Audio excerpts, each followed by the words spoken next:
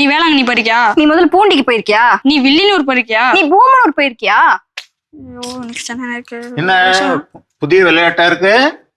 Bishop தாத்தா, எனக்கு ஒரு டவுட். இந்த இடத்துல எல்லாம் மாதா காட்சி அளித்தாங்கன்னு எனக்கு ஒரு நம்பிக்கை இருக்கு. அது பல இடங்கள்ல காட்சி அளித்தாங்க. ஆனா இது உண்மையா தாத்தா? பிஷப் தாத்தா, எனக்கு ஒரு டவுட்.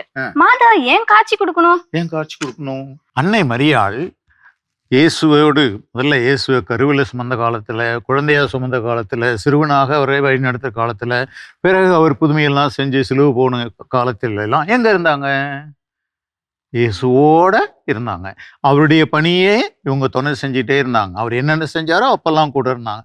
காணா ஊர்ல ரசம் தீர்ந்து போச்சு, உடனே மாதா கூட இருக்கிறாங்க. இயேசு சிலுவையை சுமந்துட்டு போறாரு, மாதா உடனே கூட இருக்கு. அப்போ மாதாவுடைய வேலை என்ன அப்படின்னா, இயேசுனுடைய பணியை செய்யணும். அப்போ இன்றைக்கு இயேசுனுடைய பணி எங்கெல்லாம் செய்யணும்? எங்கெங்கெல்லாம் அது தேவைப்படுதோ அப்போ பல ஊர்களில், பல நாடுகளில் அந்த இயேசுனுடைய பணி செய்யணும்.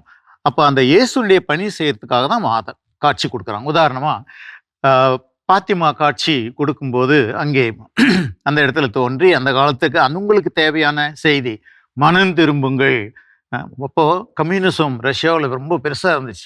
அதனால அந்த கம்யூனிசத்திலிருந்து நம்ம உலகத்தை மீட்கணும்னா நீங்கள் ரஷ்யாவுடைய மனம் திரும்புவதற்காக ஜெபியுங்கள் அப்படின்னாங்க. அதே மாதிரி லூர்து நகரில் காட்சி கொடுக்கும்போது அப்போ ஜெபமெல்லாம் ஜனங்க மறந்துட்டாங்க, விட்டுட்டாங்க. ஜெபமாலை சொல்லுங்கள், அப்போதான் உங்களுக்கு உலகத்துக்கு மீட்பு கிடைக்கும்.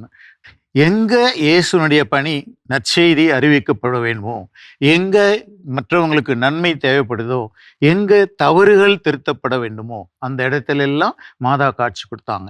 எதுக்காகனா, இயேசுவை நீங்க போய் உங்க பணியை செய்யுங்கன்னு சொல்லிட்டு மாதா அப்படியே ஓய்வு எடுத்துட்டு உட்கார்ந்துட்டு இல்ல.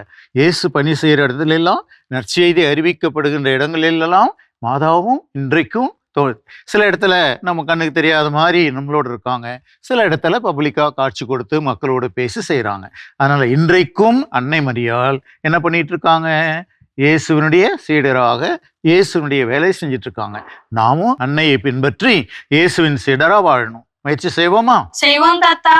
மரியே வாழ்க.